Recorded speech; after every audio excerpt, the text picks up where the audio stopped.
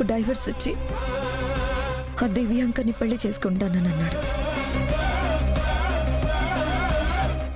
ఇంకా ఏ నమ్మకంతో సురేష్ని ఆశించాలి? వదినా, వివాహ బంధం విడిపోవాలంటే అన్నయ్య ఒక్కరే అనుకుంటే సరిపోదు, మీ ఇద్దరూ అనుకోవాలి. అన్నయ్య ఏదో కోపంలో అలా అనుంటాడు. కోపంలో అనాలంటే చాలా అనొచ్చు జగదాత్రి. నన్ను కొట్టొచ్చు, తిట్టొచ్చు, అంతేగాని ఇలా వేరే అమ్మాయిని పెళ్లి చేసుకుంటానని చెప్పరు. అయినా నాకు వాళ్ళని చూస్తుంటే అత్తయ్య అరెస్ట్ తర్వాత పుట్టిన ప్రేమలా అనిపించట్లేదు. వాళ్ళ ప్రేమ కోసం అత్తయ్య అరెస్ట్ని సాకుగా తీసుకున్నారేమో అనిపిస్తుంది. అలా ఏం అయ్యుండదక్కా. అయినా బావగారికి నీ మీద ప్రత్యేకించి కోపం ఏం లేదు. అత్తయ్యని అరెస్ట్ చేయించావన్న కోపం మాత్రమే ఉంది. అది ఎక్కువ రోజులు కూడా ఉండదక్కా. ఇప్పుడు ఆలోచించాల్సింది అది కాదు, మీ కడుపులో పెరుగుతున్న బిడ్డ గురించి. ఆ బిడ్డ బయటికొస్తే తన తండ్రిని తనకి చూపించాలి. ఆ కారణం కోసమైనా మీరిద్దరూ కలిసే ఉండాలి వదినా. కలిసి ఉండాలని నాకుంటే సరిపోదు జగదాత్రి, సురేష్కి కూడా ఉండాలి. వదినా, అన్నయ్యని మీకు దూరం చెయ్యాలి అన్నది ఆ దివ్యాంక ప్లాన్. ఎవరు ఎన్ని ప్లాన్ చేసినా మీరు మాత్రం అన్నయ్యని విడిచిపెట్టొద్దు వదినా. డైవర్స్ పేపర్స్ పంపించినా కూడా వాటి మీద సంతకం పెట్టొద్దు. ఆ దివ్యాంక అన్నయ్యని ఎలా పెళ్లి చేసుకుంటుందో మేము చూస్తాం. అవునక్క, మిమ్మల్ని కలిపే బాధ్యత మాది. ఈలోపు బావగారులాగే మీరు కూడా కోపంలో నిర్ణయాలు తీసుకోకండి. అసలు వాటి గురించి మీరేం ఆలోచించకండి. ఈ సమయంలో మీరు ప్రశాంతంగా ఉండాలి. ఏం జరగాలనేది మేం చూసుకుంటాం.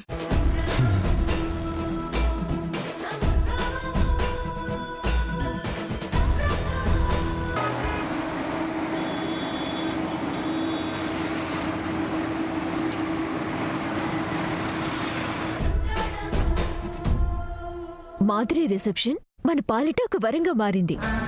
ఆ రిసెప్షన్ పెట్టబట్టి, దివ్యాంకర్ని మనం ఇన్వైట్ చేయబట్టి సురేష్ అన్నయ్యతో రిసెప్షన్కి వచ్చింది.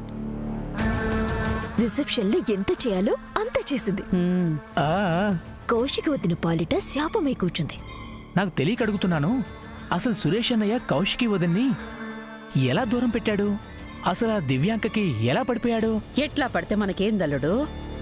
మనకు కావలసింది ఆ కౌశికి పతనం. కౌశికి ఒక్క నిమిషం కూడా మనశ్శాంతిగా ఉండకూడదు, పిచ్చిదైపోవాలా. ఈ ఇంటి పెత్తనం, బిజినెస్ లావాదేవీలకు ఒక దండం అని అన్నీ మనకే వదిలేయాలా. ఇప్పుడు అదే కదా అత్తయ్య జరగబోయేది. రేపు మాపో సురేష్ అన్నయ్య డివోర్స్ పేపర్స్ పంపిస్తాడు. ఆ డివోర్స్ పేపర్స్ చూడగానే కౌశికి వదిన పిచ్చిదైపోవడం ఖాయం. రిసెప్షన్లో ఆ కేదార్ని వేసేసుంటే పనైపోయేది. అంతా ఈ బావు వల్లే నాశనం అయిపోయింది.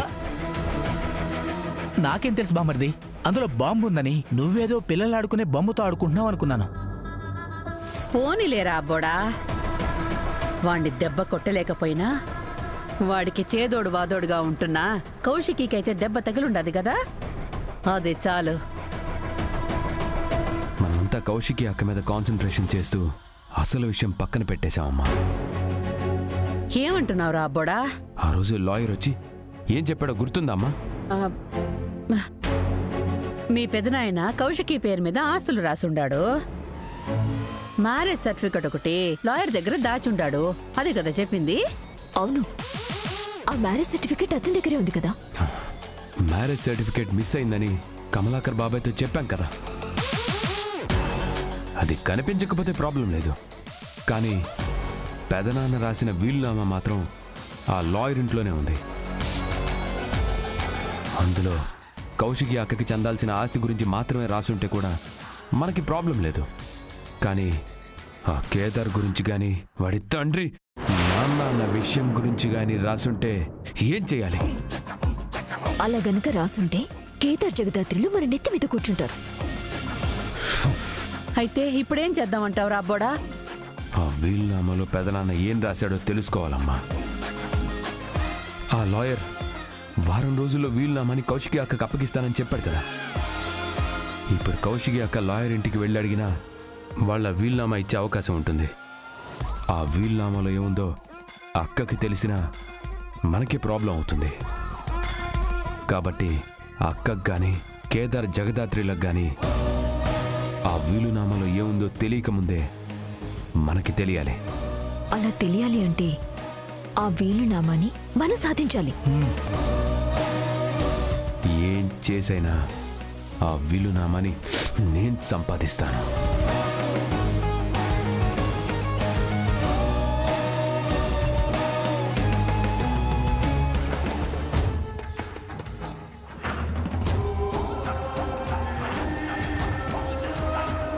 కౌశికి వదిన సురేష్ అనే విషయంలో చాలా డల్ అయిపోయారు కేదార్.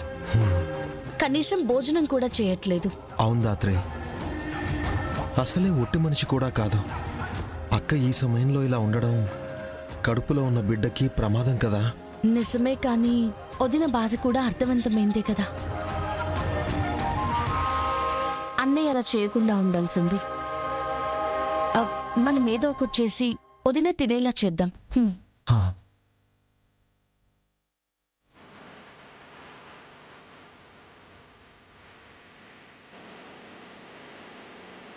పద.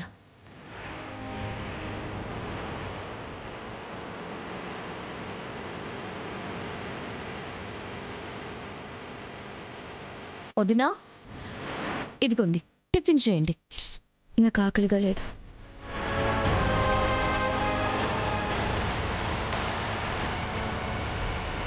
వదినా, మీ బాధను నేను అర్థం చేసుకోగలను,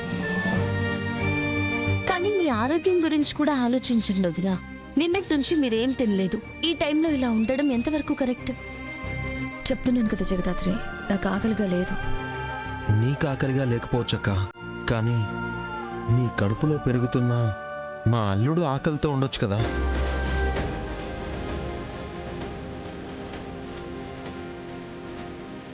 ఏరా అల్లుడు, నీకు కూడా ఆకలిగా లేదా? ఆకలిగా ఉంది మావయ్య, కానీ మా అమ్మ బాధలో ఉంది కదా, అందుకే నేను కూడా కొంచెం అడ్జస్ట్ అవుతున్నా. నువ్వు అడ్జస్ట్ అయితే ఎలారా? నువ్వు గోల చేస్తేనే మీ అమ్మ టిఫిన్ చేస్తుంది. నా ఆకలి మా అమ్మకి తెలుస్తుంది మావయ్య. ఇప్పుడు తింటుంది చూడండి, మా అమ్మ కదూ. తినమ్మా. అమ్మయ్యా. సరే, నాకు టిఫిన్ వద్దు, కొంచెం మిల్క్ తాగుతాను. సరే వదినా, ఇప్పుడే తీసుకొస్తాను. నీ కడుపులో పెరుగుతున్న పిండానికి ఆయుష్ గట్టిగానే ఉన్నట్టుంది వదిన. మేమెన్ని ప్రయత్నాలు చేసినా తప్పించుకుంటున్నాం.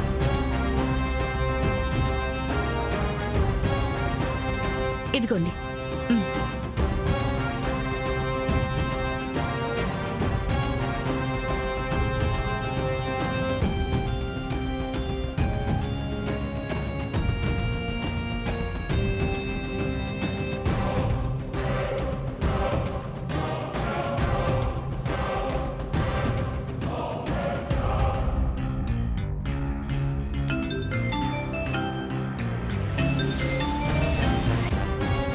హలో, ఎవరు? కౌశికి గారేనా మాట్లాడేది?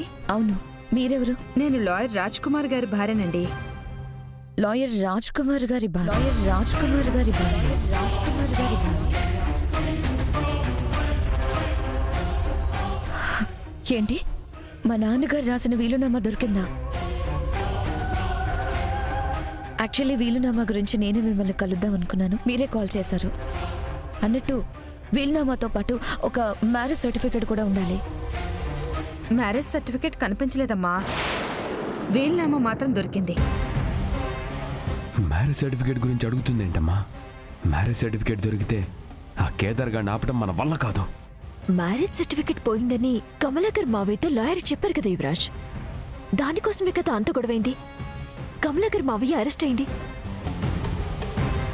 ఓకే అండి, ఆ వీలునామాని జాగ్రత్తగా ఉంచండి, నేనొచ్చి తీసుకుంటాను. నేను ఆల్రెడీ మీ దగ్గరికి బయలుదేరాను. అయితే మరీ మంచిది.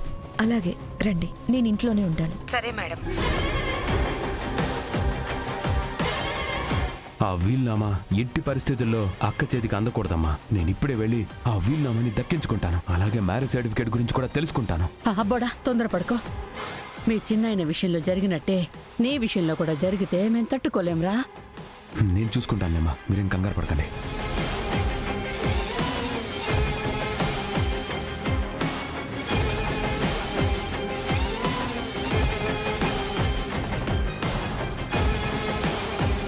ఆ వీలునామాతో పాటు మ్యారేజ్ సర్టిఫికేట్ కూడా దొరుకుంటే బాగుండేది. ఆ ప్రాబ్లం కూడా క్లియర్ అయిపోయేది. పర్లేదక్క, మీరు రెస్ట్ తీసుకోండి. మాకు చిన్న పనుంది, అది చూసుకుని వస్తాం. వదిన, పాలు తాగండి.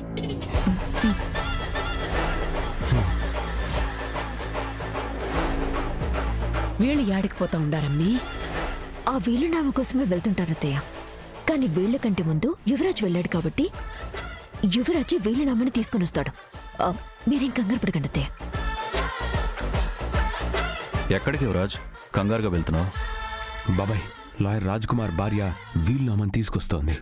ఆ వీల్నామాలో ఏముందో తెలియదు కాబట్టి అది కౌశికి అక్కకి చేరకముందే అందులో ఏముందో మనం తెలుసుకోవాలి. అందులో మనకు ఉపయోగపడేది కాకుండా ఆ కేదార్ గారికి ఉపయోగపడేది ఉంటే మనకి ప్రాబ్లం అవుతుంది కదా బాబాయ్. ఆ రోజు లాయర్ క్లియర్గా చెప్పారు కదా యువరాజ్, అందులో అన్నయ్యకి సంబంధించిన ఆస్తి అంతా కౌశికి పేరు మీద రాసినట్టు. నిజంగానే అక్క పేరు మీదే రాసుంటే ఆ వీలునామా నాన్న దగ్గర మీ దగ్గర ఉండాలి, కానీ సీక్రెట్గా లాయర్ దగ్గర ఉండాల్సిన అవసరం ఏంటి? ఖచ్చితంగా వీలునామాలో కేదార్ గారి గురించి రాసుంటాడనిపిస్తుంది బాబాయ్. రాయకపోతే ప్రాబ్లం లేదు, ఒకవేళ రాసుంటే. పద చూద్దాం ఆ వీలునామాలో ఏముందో. పద. యువరాజ్ అన్నట్టు ఆ వీలునామాలో నీ గురించి ఏదైనా ఇన్ఫర్మేషన్ ఉన్నమాట నిజమైతే ఆ వీలునామాని వాళ్ళు నామరూపాలు లేకుండా చేస్తారు కేదార్. ఎలా అయినా ఆ వీలునామా యువరాజ్ వాళ్ళకి దక్కకూడదు. పద వెళ్దాం. మేడం, వీలునామా వాళ్ళే వచ్చి తీసుకెళ్తా అన్నారు కదా, మళ్ళీ మనం వెళ్ళడం దీనికి? వాళ్ళు మన దగ్గరకు వస్తే ప్రొఫెషనల్ గా వస్తారు, వచ్చి వీలునామా తీసుకెళ్తారు. అదే మనం వాళ్ళ దగ్గరికి వెళ్తే పర్సనల్ గా తీసుకుంటారు. వాళ్ళకి సంబంధించిన విషయాల్లో గొడవలు జరిగాయి కదా, మా ఆయన చనిపోయింది కాబట్టి మనకెంతో కొంత ముట్ట చెప్తారు. అర్థమైంది మేడం. యువరాజ్, వాళ్ళు ఖచ్చితంగా ఈ రూట్లోనే వస్తారంటావా? తప్పకుండా వస్తారు బాబాయ్. ఎందుకంటే లాయర్ ఇంటి నుండి మన ఇంటికి రావడానికి ఉన్న ఒకే ఒక్క దారి ఇదే. కౌశికి ఫోన్ చేసి వస్తానన్న లాయర్ భార్య ఇంటికి రాకపోతే కౌశికి అనుమానం వస్తుంది కదా. అసలే ఆ లాయర్ విషయంలో నేను ఇరుక్కున్నాను, మళ్ళీ వాడి పెళ్ళాం విషయంలో కూడా ఇరుక్కుంటే బయటపడటం కష్టం. ఒక్కసారి ఆలోచించు. ఆలోచించడానికి ఏమీ లేదు బాబాయ్, మనకు ఆ వీలునామాలో ఏముందో తెలియాలి. ఒకవేళ వీలునామాతో పాటు మ్యారేజ్ సర్టిఫికేట్ కూడా ఉంటే మనం అడ్డుకోవడమే మంచిది. అలా కాదు అంటే మ్యారేజ్ సర్టిఫికేట్ కౌశికి అక్కకి చేరిందంటే మన పరిస్థితి ఏంటో ఒక్కసారి ఆలోచించు. ఏమీ అర్థం కావట్లేదు బాబాయ్. బాబాయ్, కారు వస్తుంది.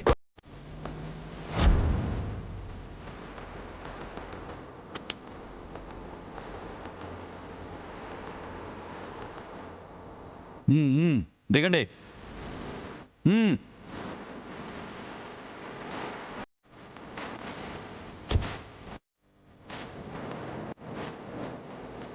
ఎవరు మీరు? ఆ ఫైల్ ఇవ్వు. ఇదొక ఫ్యామిలీకి సంబంధించింది. ఏయ్, ఫైలు కావాలా? నీకు నీ ప్రాణాలు కావాలా? ఈ ఫైల్ ఆ ఫ్యామిలీకి అందించడం నా బాధ్యత అండి. రేయ్, ఇవ్వకపోతే నిన్ను చంపుతా. మేడం, ఫైల్ ఇచ్చేయండి. మన ప్రాణాల కంటే అది ఎక్కువ కాదు కదా మేడం. ఇచ్చేయండి మేడం. యువరాజ్, ఇచ్చేయండి మేడం, ఇచ్చేయండి.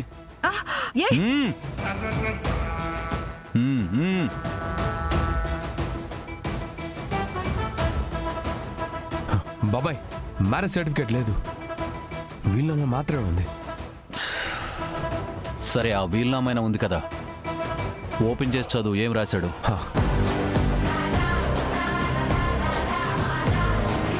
బాబాయ్, వీలునామా. రేయ్,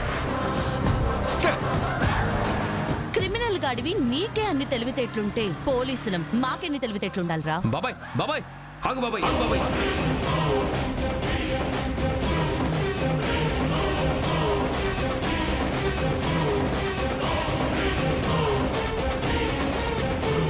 ఎవర్రా మీరు?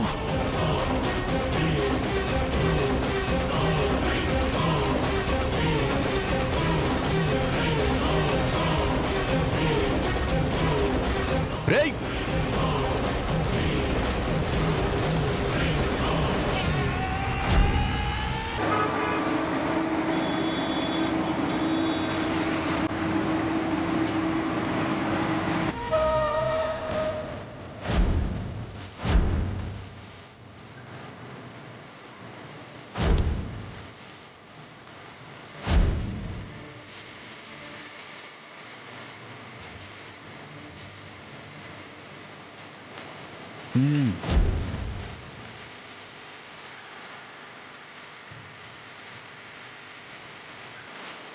మర్యాదగా పేపర్స్ ఇలా ఇచ్చేయండి, లేకపోతే షూట్ చేసి పారేస్తాను. మీరే మర్యాదగా ఇక్కడి నుంచి వెళ్ళిపోండి, లేకపోతే మేమేం చేస్తామో మాకే తెలీదు. ఆ పేపర్లు మావి. మీవైతే మీ దగ్గర ఉండాలి కానీ మీరు గన్ను పెట్టి బెదిరించి లాక్కోవాల్సిన అవసరం ఏముంది? అవి మావి కాబట్టే లాక్కున్నాం. ఇప్పుడు కూడా చెప్తున్నాను, ఆ పేపర్లు ఇచ్చేయండి, మర్యాదగా ఇచ్చేయి.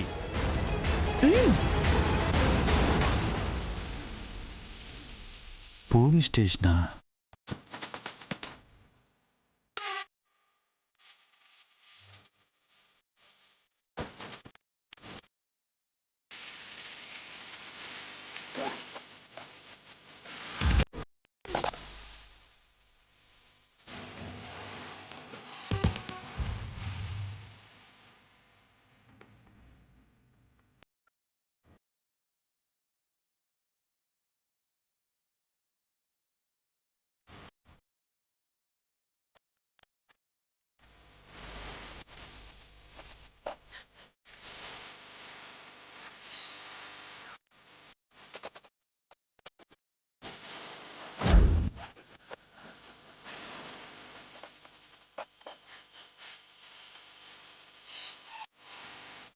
చేడికేడి మీరా? అవును, మేమే. ఆ రోజు ఈ పేపర్ విషయంలో లాయర్తో గొడవపడి లాయర్ చావుకి కారణమయ్యారు. దొరికినట్టే దొరికి తప్పించుకున్నారు. ఇప్పుడు మళ్ళీ దొరికారు. మిమ్మల్ని తప్పించడం ఆ హోమ్ మినిస్టర్ వల్ల కాదు కదా, ఆ దేవుడు దిగొచ్చినా కాదు. అనవసరంగా నాతో పెట్టుకుంటున్నారు, మీ అంతు చూస్తాను. మేం కూడా మీ అంతు చూడాలనే డిసైడ్ అయ్యాం. ఇతన్ని తీసుకెళ్ళండి.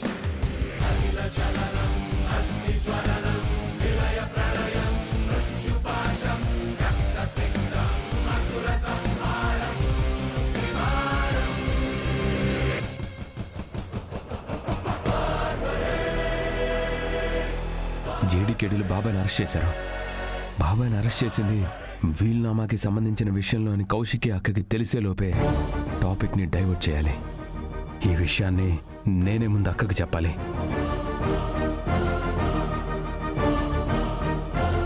మనం అనుకున్నట్టే యువరాజు చిన్నమహవయ్య గారు వీల్నామాని కొట్టాలనుకున్నారు. అవును జేడి, ఎరని వెతుక్కుంటూ బాబాయ్ మాత్రమే వచ్చాడు. ఆ యువరాజ్ కూడా వచ్చుంటే ఒకే దెబ్బకి 2 పిట్టలు పడుండేవి. జస్ట్ లో మిస్ అయ్యాడు. ఎక్కడికి పోతాడులే కేడి. కమలాకర్ మావిని ఇంట్రోగేషన్ చేస్తే యువరాజ్ గురించి కూడా కక్కుతాడు. అప్పుడు యువరాజ్ సంగతి కూడా తేలుద్దాం. అంతకంటే ముందు ఈ వీల్నామాని కౌశికి వదినకి అందజేయాలి. ముందు బాబాయ్ని ఎంక్వైరీ చేద్దాం. తీగ లాగితే డొంక అదే కదులుతుంది. పద. అక్క, జేడీకేడీలు మన ఫ్యామిలీ మీద పగబట్టారక్క. కమలాకర్ బాబాయ్ని మళ్ళీ అరెస్ట్ చేశారు. ఏం చేస్తారో అని భయంగా ఉందక్క. నువ్వే ఏదో ఒకటి చెయ్యక్క. త్వరగా రండక్క. ఇప్పుడే బయలుదేరుతాను.